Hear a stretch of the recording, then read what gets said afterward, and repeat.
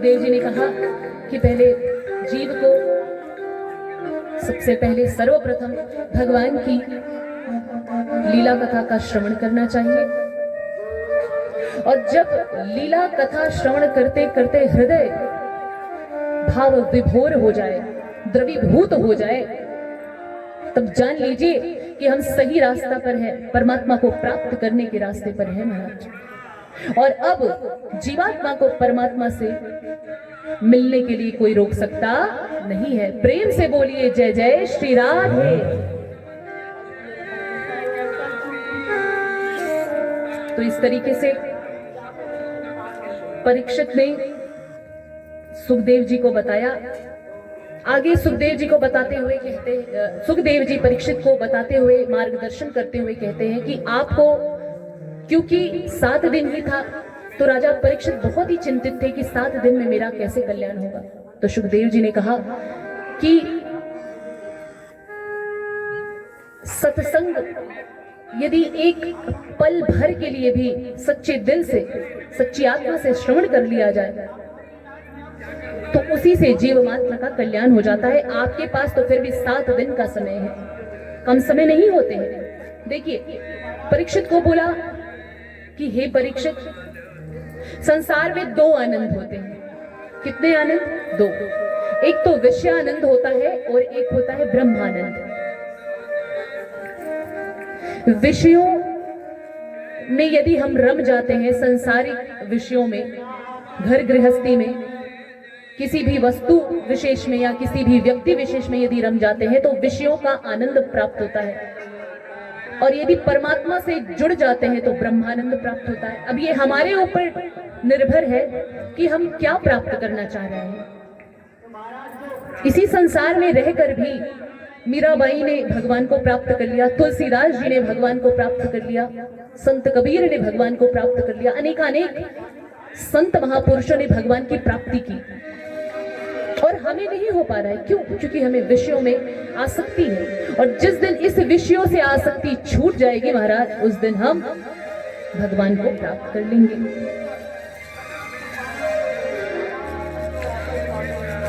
16 वर्ष के हैं सुखदेव जी। 16 वर्षीय सुखदेव जी ने राजा परीक्षित को भागवत कथा का श्रवण कराया।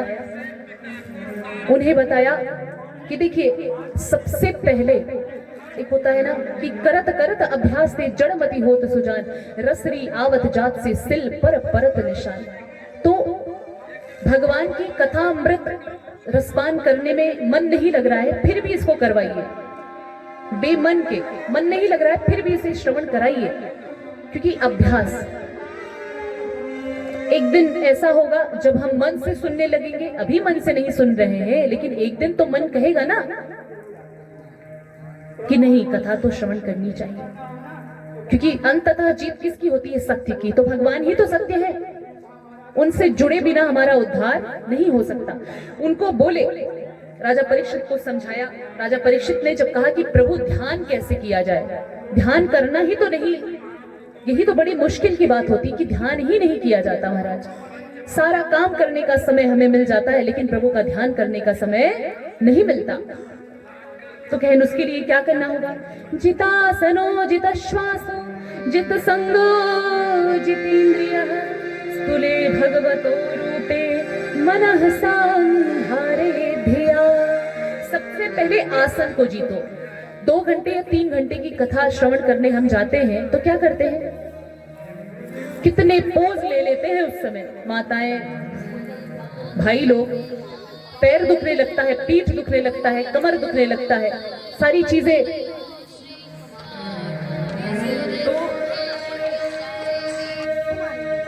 तो ये सारी चीजें होने लगती। तो उन्होंने बोला कि सबसे पहले क्या करो? जितासन, यानी कोई भी एक आसन को जीतो। पद्मासन हो, सुखासन हो, जो भी आसन आपको अच्छा लगे, पहले आसन को जीतना सीखो। और जब आसन को आप जीत जाओगे तो फिर क्या होगा? आपको अपनी श्वासों पर नियंत्रण रखना सीखो। इसीलिए बोलते हैं कि प्राणायाम भी करना चाहिए, क्योंकि प्राणायाम इसलिए किया जाता है क्योंकि श्वासों का संबंध हमारे मन से होता है। मन से कैसे? देखिए, जब इंसान क्रोधित होता है, बहुत ज्यादा गुस्से में आता है, उसकी सांस भी ऊपर नीचे होने लगती, होती है या नहीं? बीपी हाई लो होने लगता है। तो बोले पहले आसन को जीतो, फिर अपने श्वासों पर नियंत्रण करो, फिर जित संगो, यानी आप सभी सांसारिक वस्तुओं का उपभोग करते हुए भी निर्लिप्त रहो, उनमें आसक्ति मत रखो। और जो इंद्रियां हैं उसके बाद जितेंद्रिय बनो। जितेंद्रिय का मतलब क्या होता है? अपनी इंद्रियों को अपने आप पर हावी मत करने दो। इंद्रियां हमारे वश में रहे, ना कि हम इंद्रियों के वशीभूत होकर काम करें। अब हमारा कान एक तरफ कह रहा है कि आप फिल्मी गीत सुनो, लेकिन आप अपने कानों को क्या, आपका इंद्रियों पर इतना कमांड होना चाहिए कि आप ये कहो कि नहीं, हम कर्णपुटों को भगवान की यश कीर्ति का गान कराएंगे, श्रवण कराएंगे। हमारे मन से ही क्यों हो? क्यों हमारा मन हमारे हिसाब से ना कार्य करे? तो इंद्रियां भी हमारे अनुरूप तब चलेंगी जब हम भगवान से जुड़ेंगे। ये स्टार्टिंग शुरू में नहीं होता है, क्योंकि विकारों से ही युक्त है, तभी हम लोग मानव हैं। यदि हमारे अंदर विकार नहीं होता तो हमारी रचना नहीं होती, तब तो शुद्ध बुद्ध और मुक्त होते। और जब जीव शुद्ध बुद्ध मुक्त हो जाता है तो वो परमात्मा को प्राप्त हो जाता है। भगवान ने सृष्टि की रचना की ही है विकारों से हम युक्त है, विकार है हम में। वो दूर भी तुरंत नहीं होगा। यदि हम कहना चाहें कि आप अपने क्रोध को दूर कर दो तो कर लोगे, क्रोध दूर नहीं होगा ना, तुरंत आसान नहीं है। ये अभ्यास की चीज है।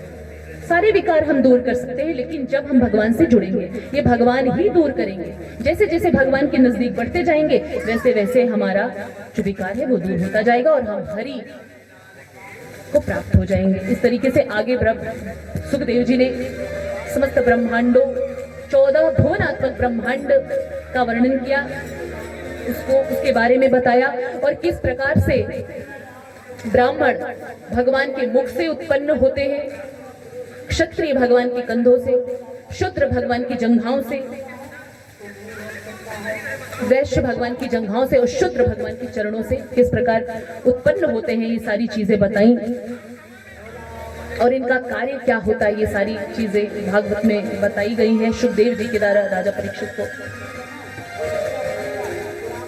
अब सुखदेव जी ने यह भी कहा कि अकामः सर्वकामो वा मोक्ष कामोदारधि तीव्रेण भक्ति योगेन यजेत पुरुषं परम।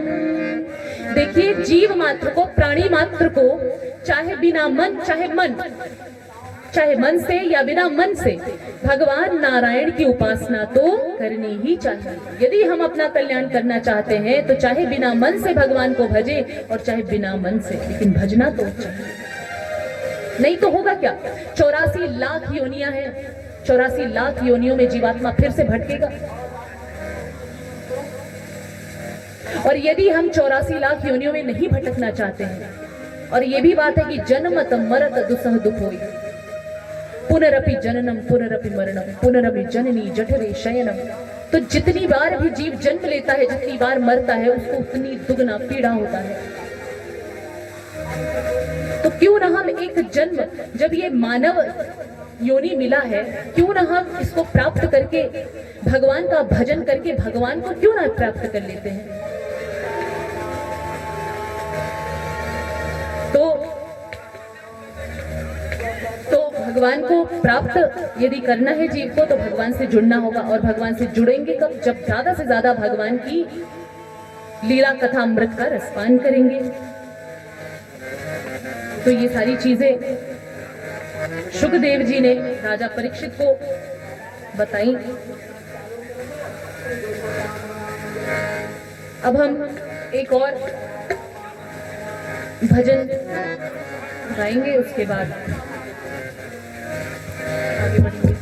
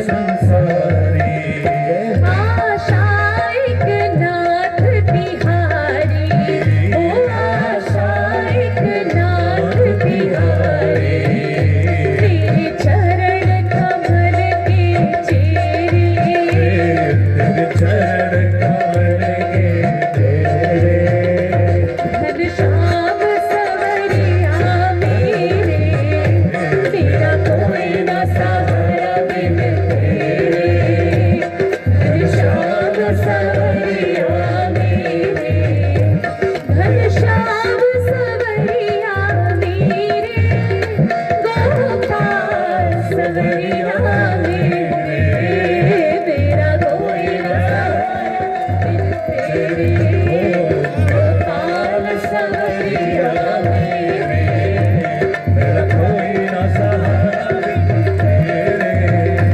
घनश्याम सवरिया मेरे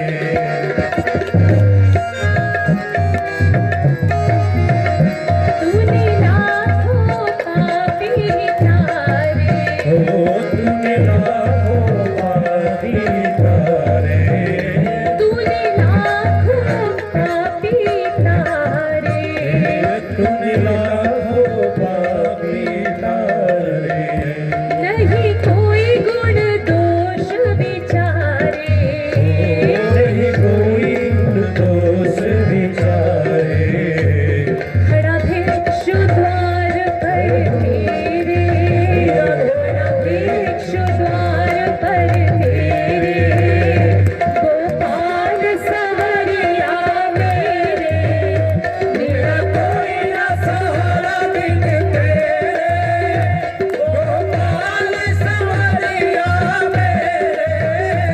गोपाल सवरिया मेरे, ओ गोपाल सवरिया मेरे, नंदलाल सवरिया मेरे, मेरा कोई न सहारा बिन तेरे, गोपाल सवरिया तेरा कोई न सहारा बिन तेरे, गोपाल सवरिया मेरे, मेरा कोई न सहारा बिन तेरे, गोपाल सवरिया मेरे, मेरा कोई न सहारा बिन तेरे, गोपाल सवरिया मेरे, गोपाल सवरिया मेरे, गोपाल सवरिया मेरे, नंदलाल सवरिया मेरे, तेरा कोई न सहारा बिन तेरे, गोपाल सवरिया मेरे, तेरा कोई न सहारा बिन तेरे, गोपाल सवरिया मेरे, तेरा कोई न सहारा बिन तेरे, गोपाल सवरिया मेरे, मेरा कोई ना सहारा बिन तेरे गोपाल सवरिया तेरा कोई ना सहारा बिन तेरे,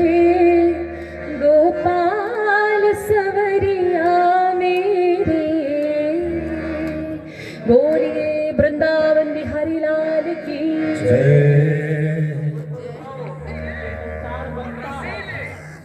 तो अब हम तृतीय स्कंद में प्रवेश कर चुके हैं। तृतीय स्कंद को नाम दिया गया है सर्ग, सर्ग का नाम दिया गया है। इस पे विदुर जी का चरित्र हम श्रवण करेंगे। राजा परीक्षित ने सुखदेव जी से प्रश्न किया कि आप हमें जो धर्म के प्रतिरूप, जो धर्म एक तरीके से देखा जाए तो धर्म के देवता ही थे। विदुर जी दासी पुत्र थे। तो ये उस समय की घटना है। यदा तु राजा स्वस्तुतान् साधून् पुष्णन् धर्मेण विनष्ट दृष्टिः भ्रातुर्विष्ठस्य सुतान् विबन्धून् प्रवेश्य लाक्षा भवने ददाह। धृतराष्ट्र के बारे में आप सभी जानते होंगे। धृतराष्ट्र कौन थे? हस्तिनापुर के राजा थे और वो जन्मांध थे, जन्म से ही अंधे थे। जन्म से अंधे तो थे ही, लेकिन उनका ज्ञान रूपी नेत्र भी समाप्त हो गया था।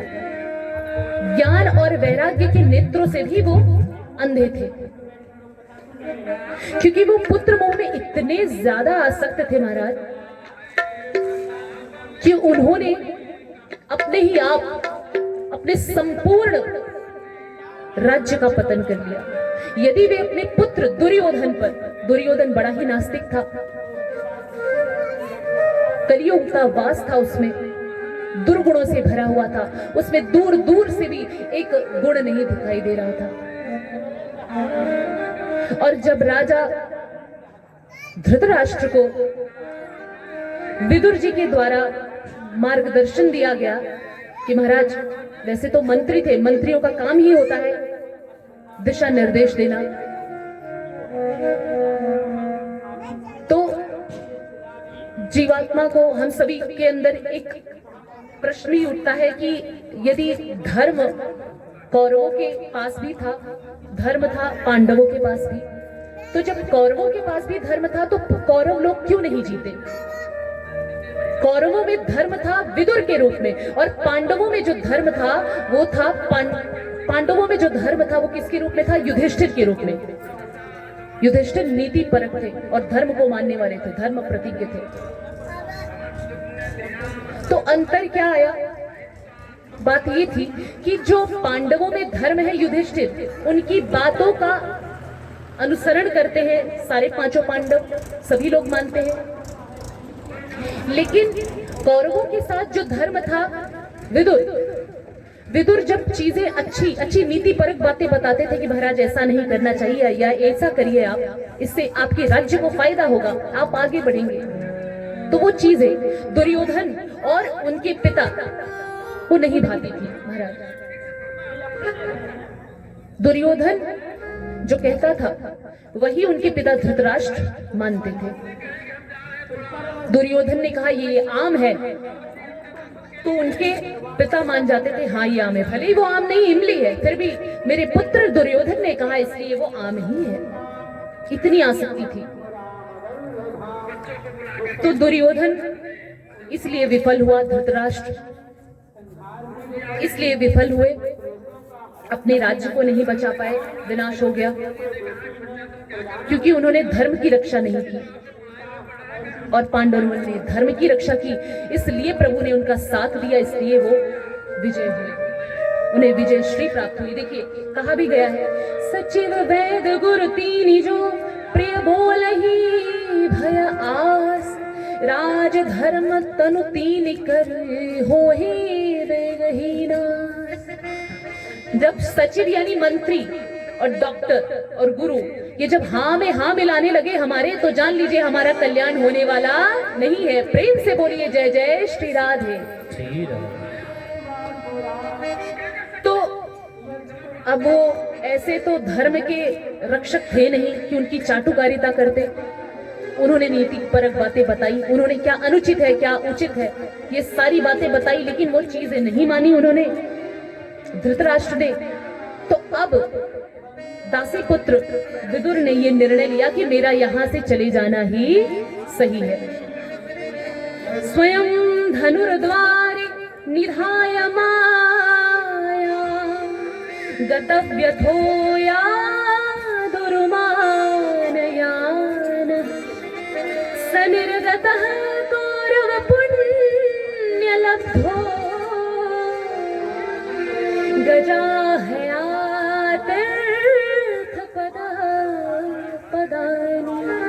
उन्होंने अपने शस्त्र को डेहरी पर रख दिया, उसे लेकर नहीं गए। क्यों डेहरी पर रख दिया? क्योंकि उन्होंने सोचा यदि हम इसे ले जाके अपने अस्त्र शस्त्र को लेकर जाएंगे, इन्हें लगेगा कि ये मेरे शत्रुओं से जाकर मिल गए हैं। तो गौरव के सबसे बड़े शत्रु कौन होते? कौन थे? पांडव। पांडवों को सबसे बड़ा शत्रु मानते थे कौरव, और सबसे ज्यादा तो दुर्योधन। उसका मात्र एक उद्देश्य था, पांडवों का विनाश। देखिए, यदि उसने ये सोचा कि मैं पांडवों का विनाश कर दूंगा, तो क्या उसमें वो सफल हुआ? आपने महाभारत देखा है, महाभारत कथा का श्रवण भी किया होगा। यदि हम किसी के विनाश के बारे में सोचते हैं, तो हमारे विनाश की तैयारी ठाकुर जी पहले से ही कर देते हैं। व्यक्ति का कर्म ही उसका विनाश करता है।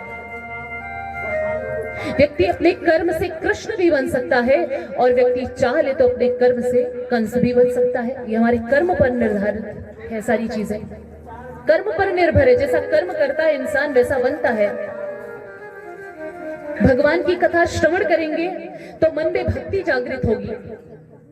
अब फिल्म देखेंगे तो क्या जागृत होगी? मन मलिन होगा, वासना का जागरण होगा, ये सारी चीजें होंगी। तो जो विदुर जी हैं, समझाने पर भी नहीं समझे धृतराष्ट्र और दुर्योधन, तो चले जाना ही उचित समझा। तो ऐसा प्रतीत हो रहा है कि विदुर नहीं जा रहे हैं कौरव को छोड़कर। कौरवों का समस्त, कौरवों का जितना भी कमाया हुआ पुण्य था, ऐसा प्रतीत हो रहा है कि आज समस्त पुण्य विदुर जी के रूप में निकल जा रहा है। रामावतार में अस कही चला विभीषण जबहि, आयुहीन भये सब तबहि। तो रामावतार में जब विभीषण जी गए थे निशाचरों को छोड़कर, तब वो क्या हो गए थे? आयुहीन हो गए थे। अब कौरवों को छोड़कर जब दासी पुत्र विदुर जाते हैं, तो ऐसा प्रतीत हो रहा है कि दासी पुत्र विदुर नहीं, समस्त पुण्य ही चला जा रहा है कौरवों को छोड़कर। अब पाप ने घेर लिया। पाप ने किसे घेर लिया है? धृतराष्ट्र को और उसके पुत्र को, समस्त कौरवों।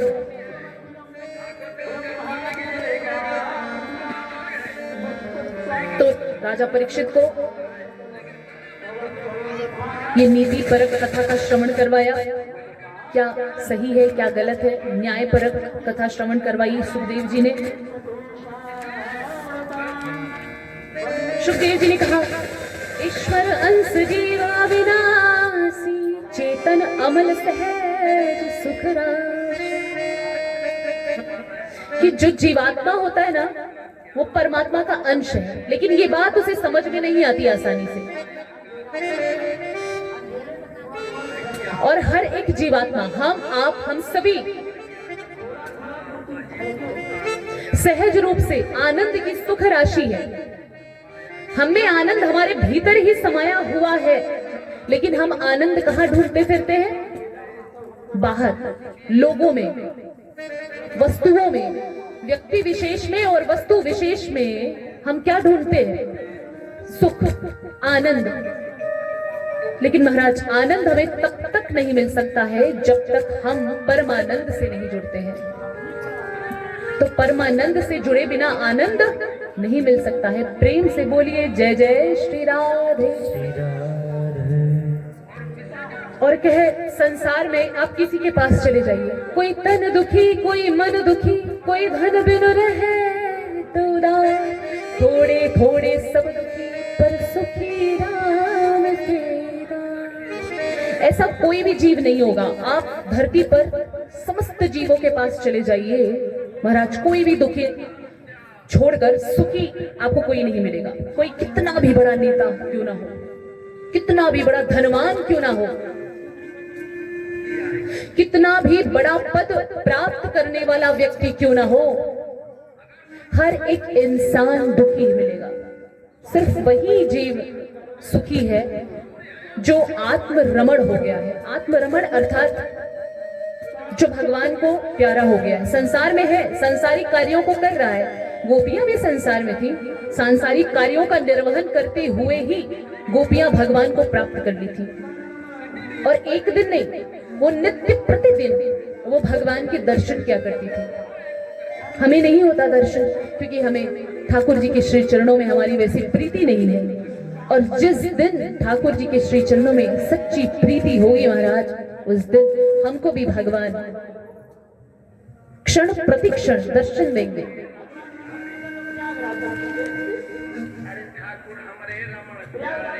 तो अब सुखदेव जी बताते हैं कि किस प्रकार ब्रह्मा जी ने सृष्टि की रचना की। ब्रह्मा जी ने सृष्टि की रचना के लिए सबसे पहले सनत कुमारों को पैदा किया था। सनक, सनंदन, सनातन और सनत कुमार। भगवान के 24 अवतारों में जो सबसे पहला अवतार है सनत कुमारों का है। भगवान ब्रह्मा जी के पुत्र के रूप में अवतार लिए, सनत कुमार बनकर आए। लेकिन सनत कुमार को जब आदेश दिया ब्रह्मा जी ने कि तुम सृष्टि की रचना करो, तो उन्होंने कहा नहीं महाराज, हम सृष्टि की रचना नहीं करेंगे, हमें सिर्फ भगवान से मतलब है, हम सिर्फ भगवान नाम संकीर्तन का आश्रय पाकर उनको ही प्राप्त करना चाहते हैं, हम आपके सृष्टि रचना के पीछे नहीं पड़ेंगे। वो निकल पड़े। अब ब्रह्मा जी को बहुत क्रोध आ गया, तो क्रोध ही भृकुटी का भेदन करके भगवान रुद्र यानी कि शंकर के रूप में प्रकट हो गया। उनका क्रोध ही, ब्रह्मा जी का क्रोध ही उनकी भृकुटी का भेदन करके भगवान शिव के रूप में उत्पन्न हुआ। अब शिव जी से बोलने लगे कि महाराज आपको सृष्टि की रचना करनी है। अब शिव जी हैं भोले बाबा, तो भोले बाबा अपने जैसे ही तो रचना करेंगे, भूत प्रेत डाकनी शाकनी इन सभी की रचना करने लगे। कहन महाराज, अब ब्रह्मा जी ने हाथ जोड़ा, प्रभु आप रहने दीजिए, ऐसी रचना थोड़ी ना हमें करनी, हमें तो मानव की रचना करनी है महाराज, अब आप रहने दीजिए। कहते ठीक है। अब ब्रह्मा जी ने अपने वामांग से एक स्त्री को उत्पन्न